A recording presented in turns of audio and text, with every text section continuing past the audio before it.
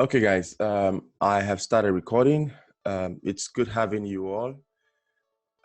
Welcome to the 5th session of Learn Programming the Easy Way.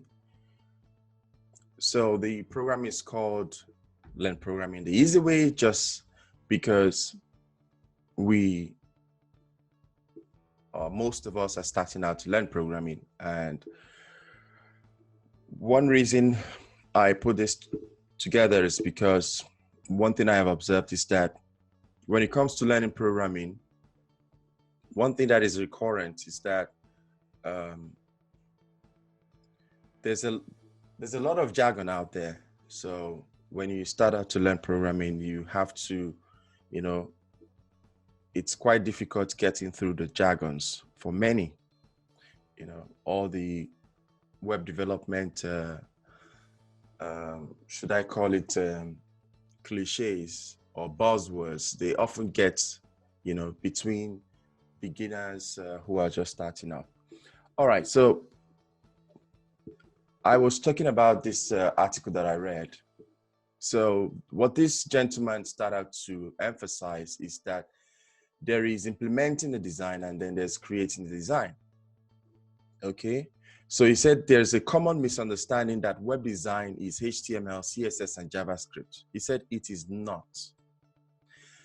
These technologies build the design and make it into real interface, but design.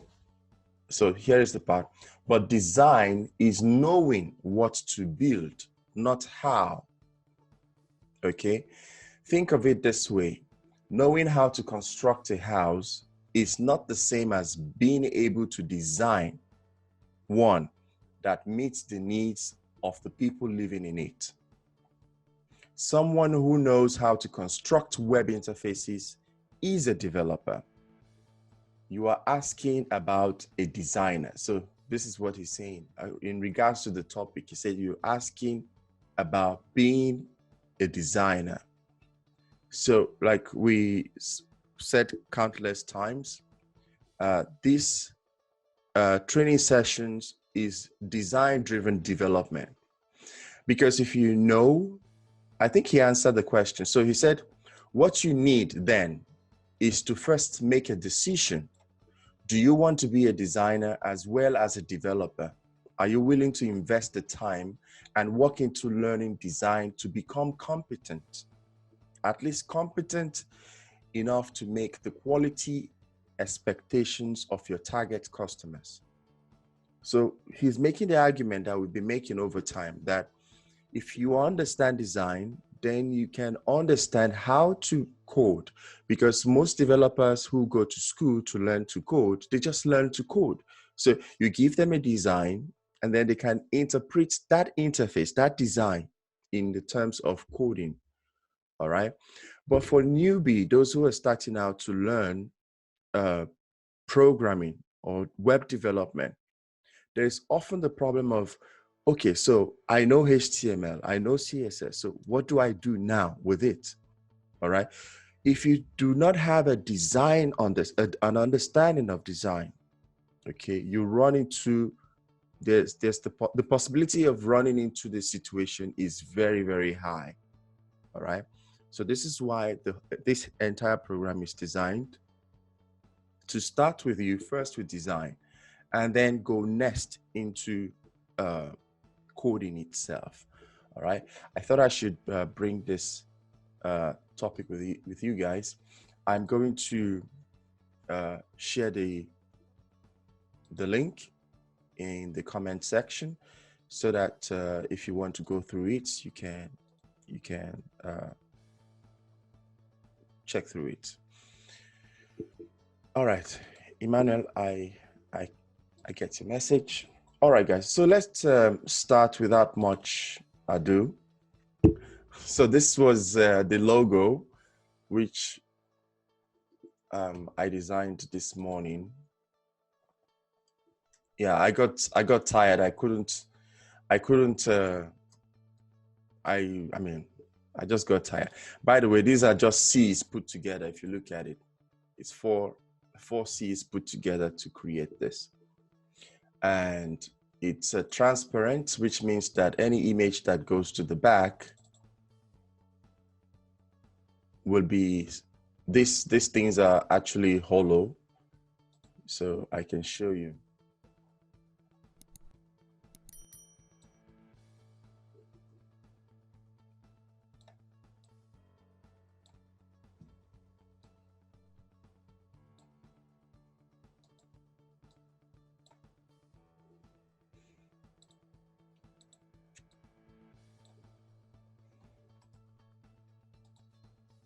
So as you can see, so the texts are hollow. All right, so guys, let's start today's training. Where else do we start from than starting a new tab? So we start with having a new tab. This was what we did the last time. I can just delete it. So we got a couple of inputs from the last week task, and Mr. Moise sent his submission, Mr. Jimmy sent his submission, and I think Mr. Kudus as well. Mr. Kudus, you sent your submission as well, right?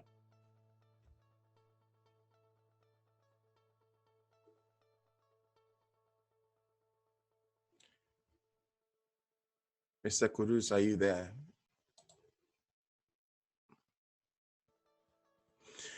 Oh, Miss Josephine, you would need to install Figma. Guys, if you can hear me, please just say something, just in case this thing has happened. Yes, we can. Oh, okay. Yes, we can hear you. All right, it's quite quiet, so all right, good. So Miss Josephine, you need to download Figma. I'm going to paste the link in the comment for you. This is Figma, and when you come to this link, choose your operating system from the list. All right, and in addition to this, you need to download VS Code. In the previous videos, we already addressed this. And when you come to VS Code, choose your operating system. Okay. All right, so let's start, guys. So where else do we start from than one of the building foundations of, should I say, design, or should I say print? All right, pretty much everything you see on the internet starts with it. In fact, when you mention the word print or journalism or the web itself, okay, this is like the building block of it all. All right, and what is that? In fact, what we're referring to is just right in front of us. And what is it? Text. All right, text is the foundation of it all. In fact, it is called hypertext, right? HTML. All right, because this is where you start from. This is like the base of it all.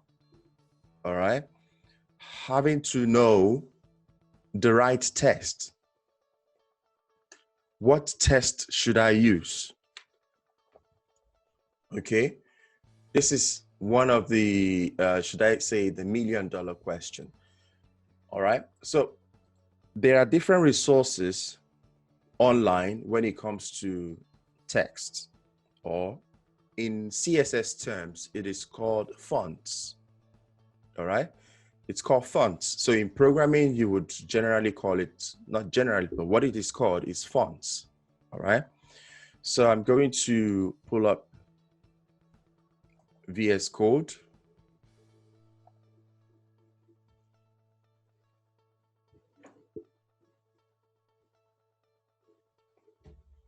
Okay, so this is, as you guys already know, VS Code. And you know what I'm doing now? I am opening with live server, which basically means I want to feed the browser. Okay. I'm sure by now this is not surprising to you guys anymore. Okay.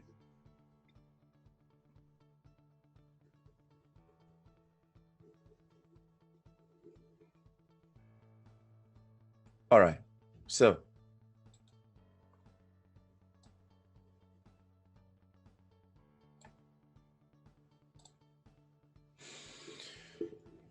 all right.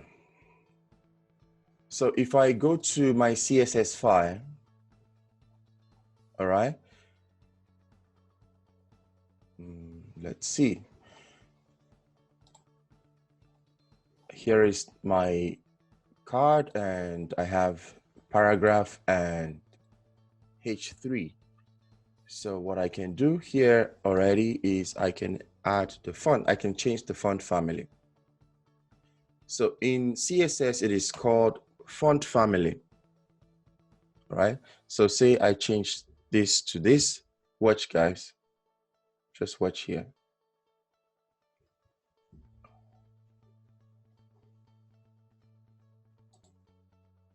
You see this? You see the font style has changed. All right. So this is one of the biggest thing you have to know when it comes to programming for the web. The font is one of the biggest thing you need to know. All right. In order not to confuse us, I'm just going to delete all of this. They were necessary for us when we were designing the last class. And I hope you all learned something from that class. But today we will start with text, which is called fonts. And how do you get the fonts? You get the fonts by clicking on this T. All right. Now, if you click on the T, then you click into your workspace or your document, then you can type something. So I'm going to call this heading.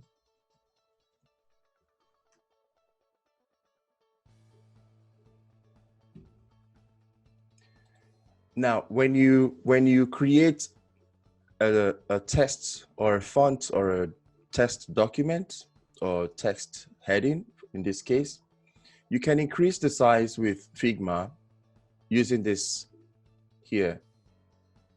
So this is for the not just the size, but also this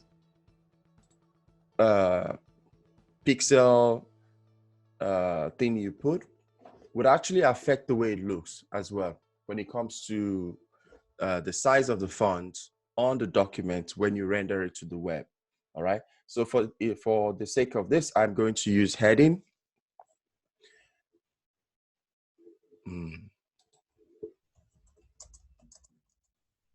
Okay. And then I'm going to click again, and this will be my paragraph. I'm just going to take test content from here.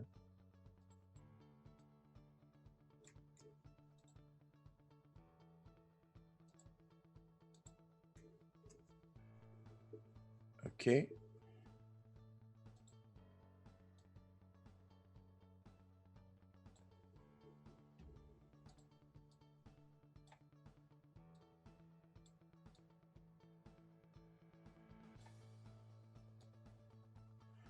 Okay, so I have heading and I have a paragraph.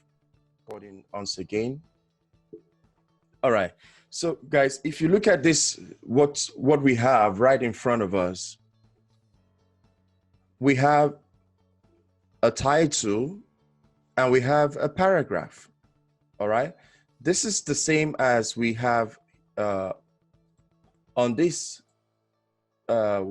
page that we read from. Okay. But there's something that is playing out from this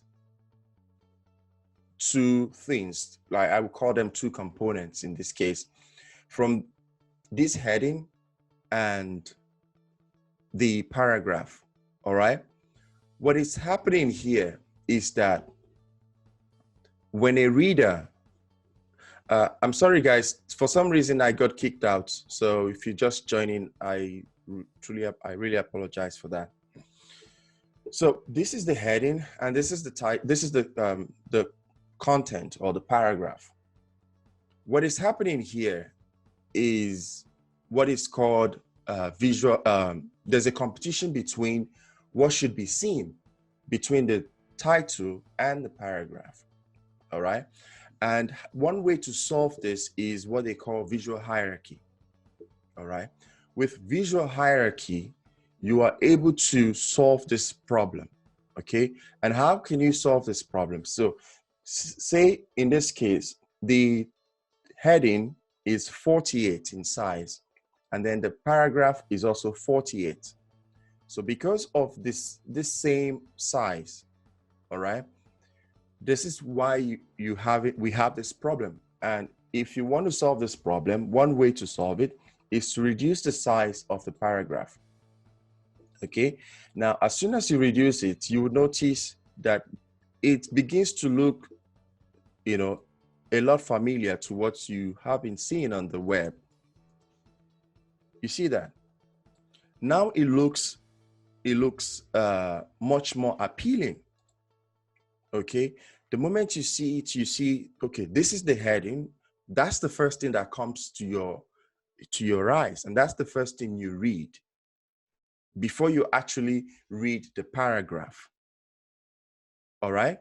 So, but you can take it further.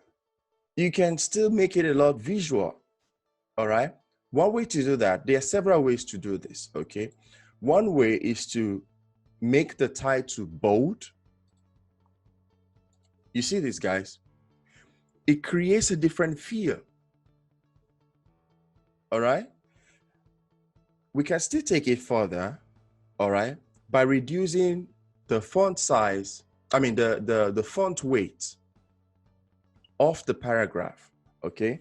So either we change the font weight to say light, which is good, or we can simply say, let's reduce the opacity. Basically, when you reduce the opacity of something, it's from a scale of visible, very visible, to just being transparent. Okay, so that's the meaning of opacity. So very visible and transparent. All right. So in Figma, this where you have the fill, this is where you reduce the opacity. So say in this case, I make it 70.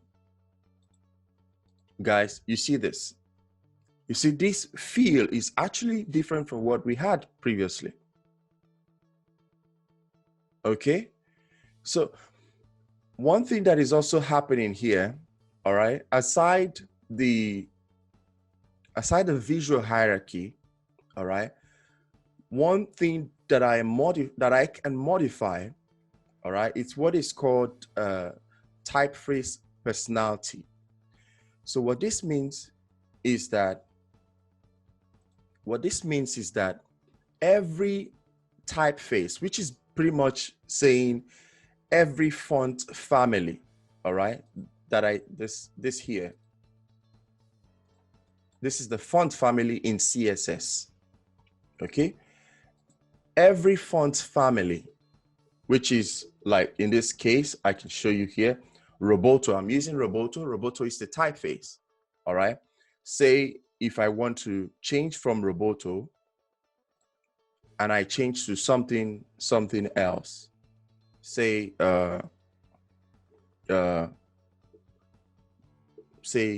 Playfair display. Look at this, guys. You see, the feel is different.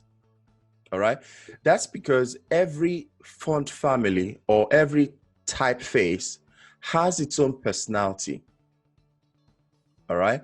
So one way I can still modify this to make it look different, all right, is I can increase the line height between the text.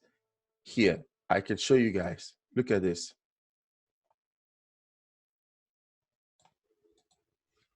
So without even putting a picture, we have created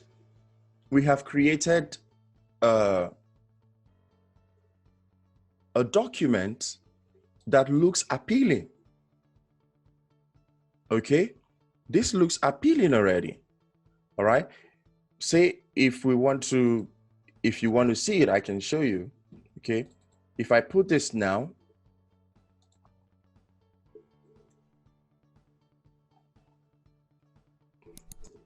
guys, watch this.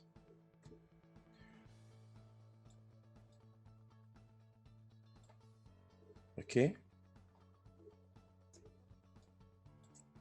so if I say I drag all of this and I fill up the page,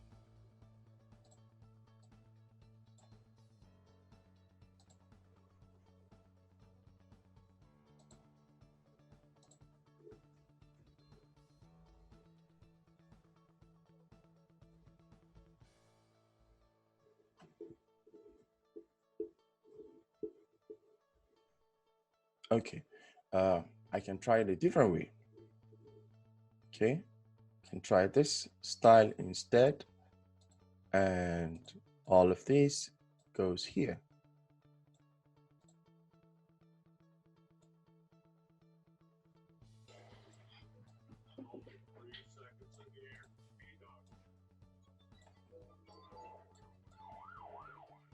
Okay, so guys, look at this.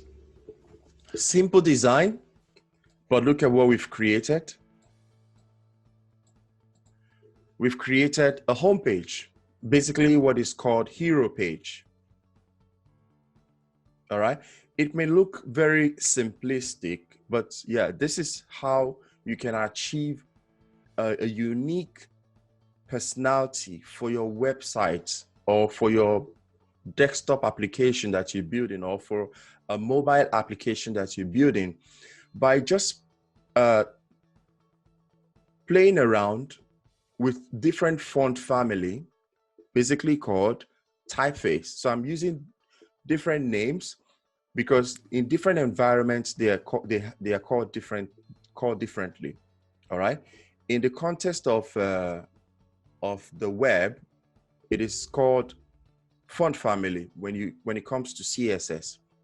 But generally, you would call it typeface. So depending on which environment, the typeface, if it's in print, it's typeface. All right. So if I say I use Roboto again, you see, it looks differently when you use Roboto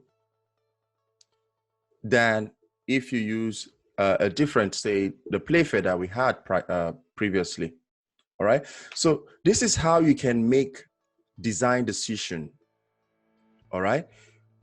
If you already know, okay, that I want to build a website, all right, the first thing you want to do, all right, is decide on the typeface, which is generally called typography. Okay, I can show you guys in one project that we made. Okay, so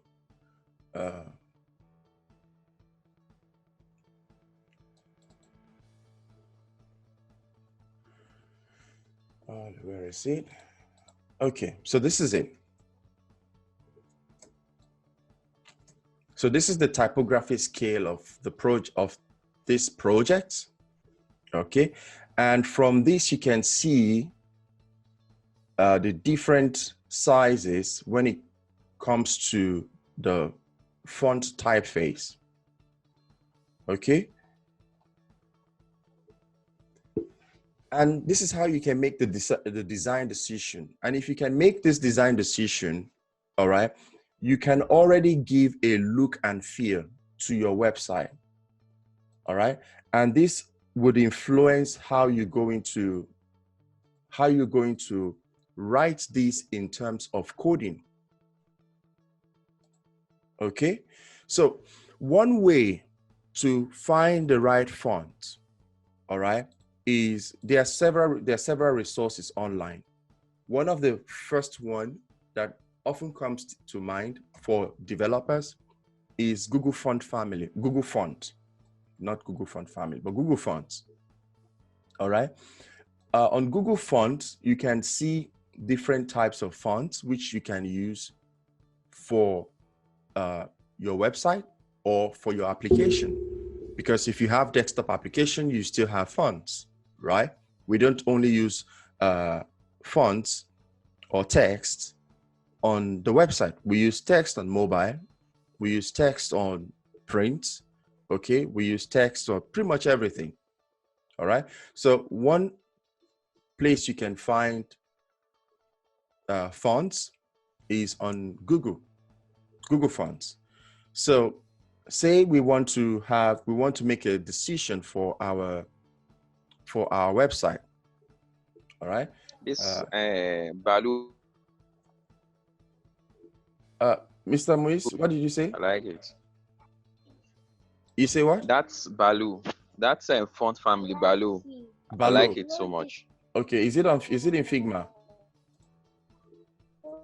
Balu. Oh, okay, this one. All right. Yeah, this looks good. Okay.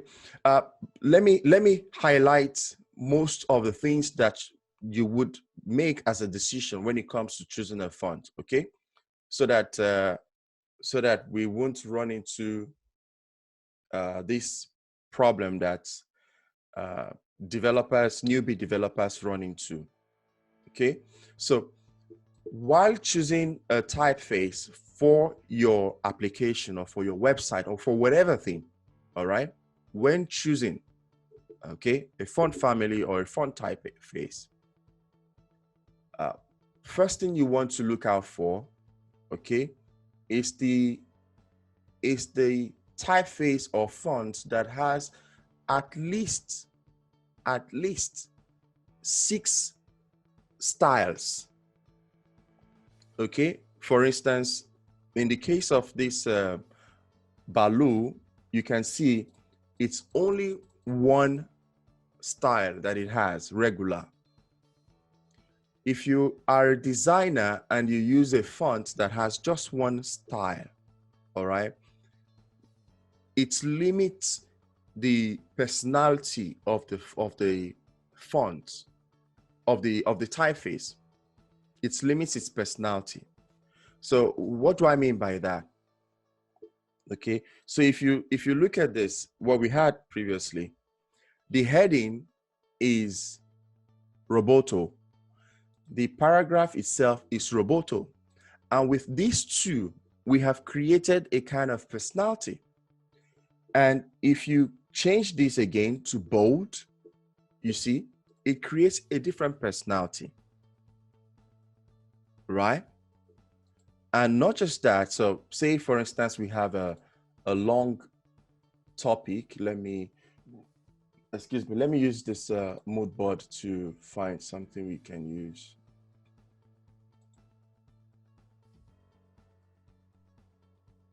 Okay, so I can use something from here. For some reason, I don't know, my computer is just slow.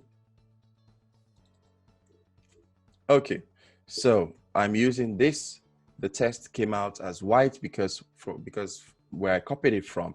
So if you have a white text or just object, so you already know from the field, you can change the color.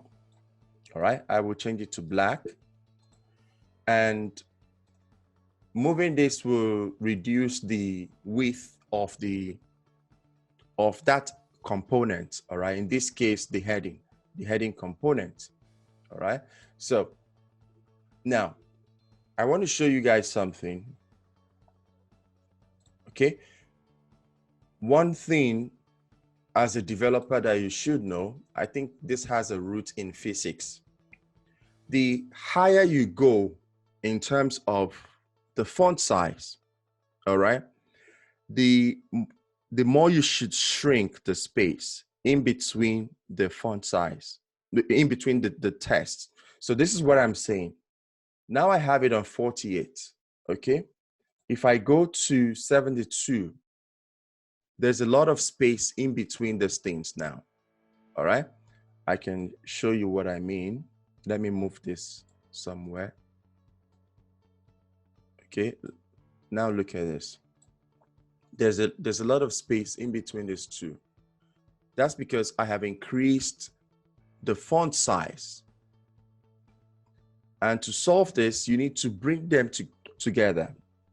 We use the same thing we used earlier to spread this paragraph, all right, which is called the line height. So it's the line height. So we will bring them together. And then you see, we have a different feel. Okay, we have a different feel. All right. And if we change this again, oh, we're using cabin instead of roboto.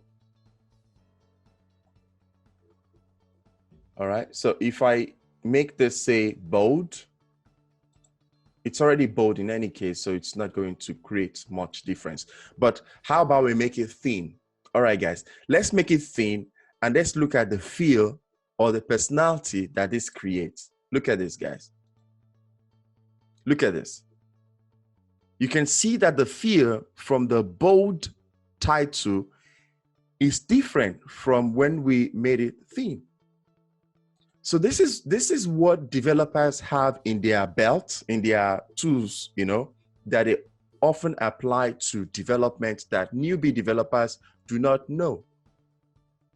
And you starting out as a developer, all right, one problem you begin to run into is you want to use the same font, or you want to use multiple fonts for a website or for one project. All right, this is like the most tempting thing for newbie developers. All right, but don't do that, guys. Don't do that. So you can see we used roboto for the title, roboto for the paragraph, and for the roboto for the title, we used one of the styles, which is thin, and then the roboto for the paragraph, we used regular. But then we reduced the font opacity to 70, and then we spread the text using the line height. Okay, so as a developer, all right, if you do not understand these design principles, when it comes to writing the code, then you have absolutely no idea what to write about. You literally will be sitting in your code here in your CSS and have no idea what to write, what to type. So you would need me to tell you what to type. So this is why many people go through the training, and after that training, when it comes to writing the code, being independent, all right, being independent from the developer, they have absolutely no idea what to type. Okay, so this is why it is very essential to know. Okay, so look at what we have achieved with this. Let's put this back.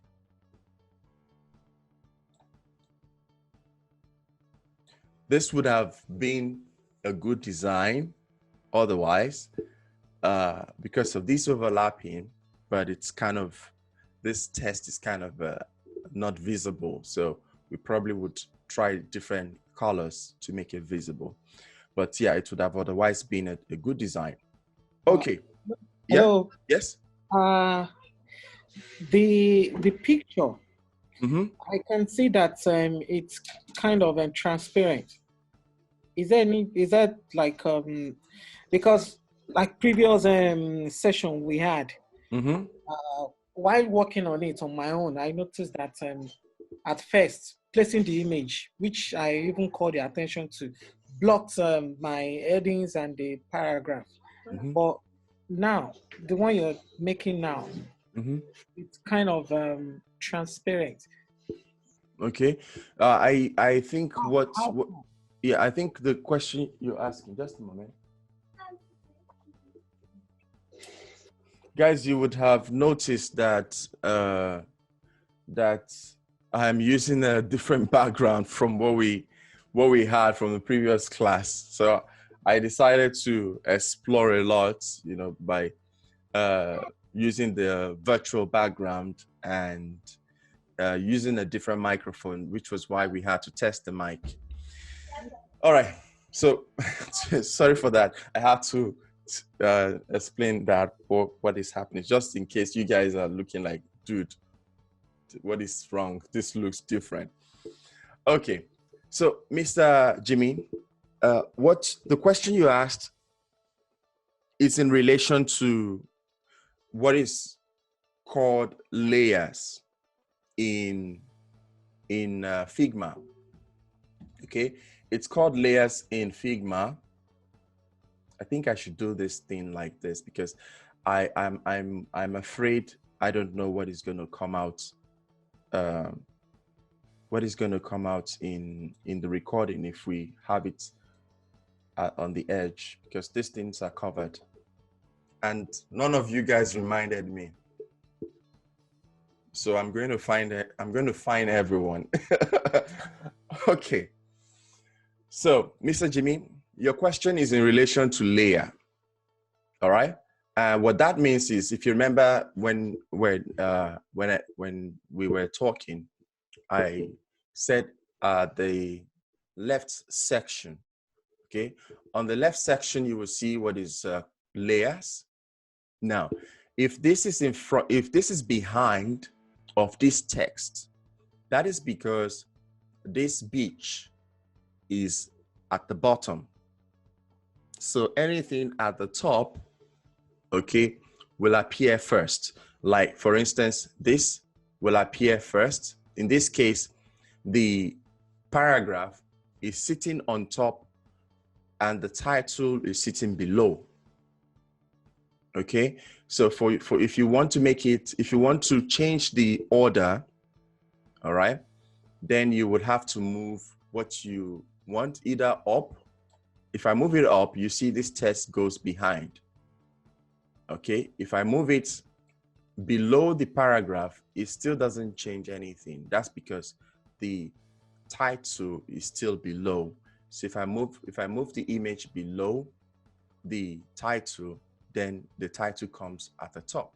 I can also move the title to the top because it's more like, from visual hierarchy, from visual hierarchy, we can say the title came first. All right, so it makes more sense to have the title first and then the paragraph and then the image.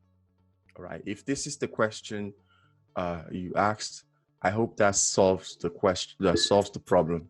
Yeah. Okay, so okay, sorry. Yeah. Josh. Yes, I'm listening. Does this same Josh, please? Yeah, I'm listening. Is it the same on Webflow? Does it follow the same pattern on Webflow? In HTML, it almost feels like the same. All right, it almost feels like the same, but because of CSS, the behavior can be modified. All right, the behavior can be modified. So what is last can actually appear to be first in view.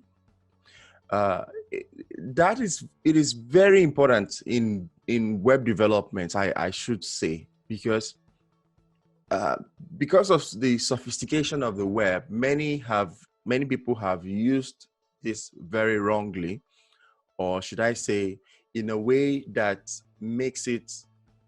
puts people with visual impairment, in a very difficult situation, where some developers will put the navigation bar at the bottom, but you use CSS to visually place it at the top. So you can do that with the CSS. So what I mean is this. This is what I mean. So say in my code, okay, in my code, I have, let me see. So I have, all right. So this is the part where all the cards are. When I mean the cards, I mean all of these cards, okay? All right, so now if I put something under, okay, it basically goes underneath, okay? So HTML, the way HTML works is that it reads from the top to the bottom. So apparently this will come before we come at the top, all right? Not in terms of layer, all right? Like this is in the front, this is in the back.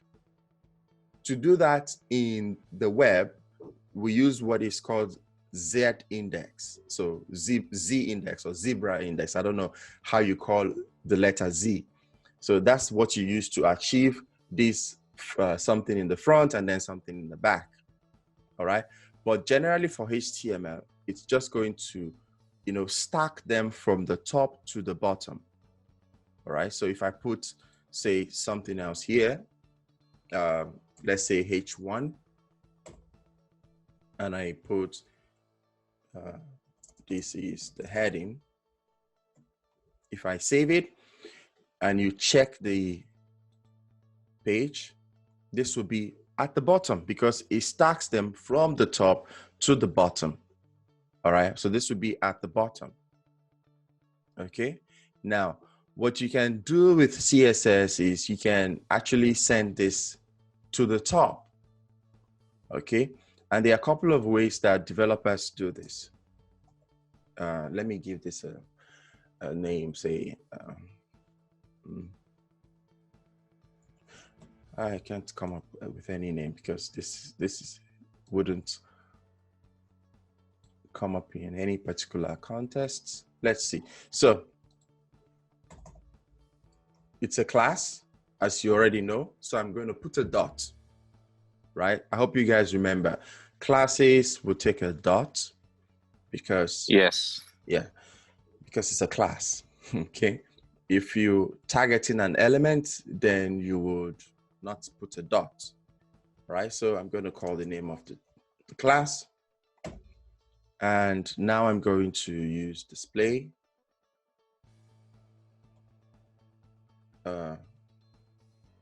So not display, but position. So position, I should think it's position absolute. Let's try it. So position absolute, okay, not position absolute.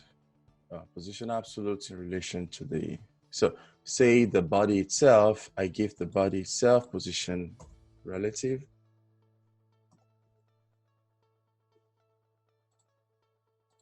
Okay, and which one takes it away? Position relative, and let's see. Okay, I think now I see what exactly is happening. Okay, so guys, let's have in mind the meeting is going to end in 10 minutes, then we will start another recording. Okay, so this is position, let's see, from the top.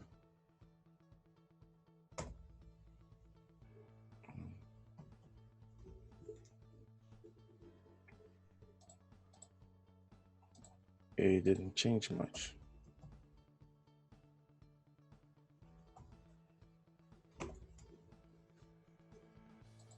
All right, so you see, with the CSS, I have moved this to the top. All right, even though in the HTML, it is stacked below, but with CSS, I have just moved it to the top. All right, so this is what some developers actually do, that in the context of HTML, where the thing is stacked, all right, they can actually use CSS to move it anywhere. All right. It's okay to do something like that. It is okay. For instance, I want to put a, if you look at some cards, you may see like X, and the X is going to close the card or remove the card from the flow. All right. So to do that, you need this kind of position relative to position absolute, and then you can position it there. All right. So this allows the designer to put things anywhere they want to have it. All right. But some developers just abuse it where they have, for instance, navigation bar. Navigation bar, we know, should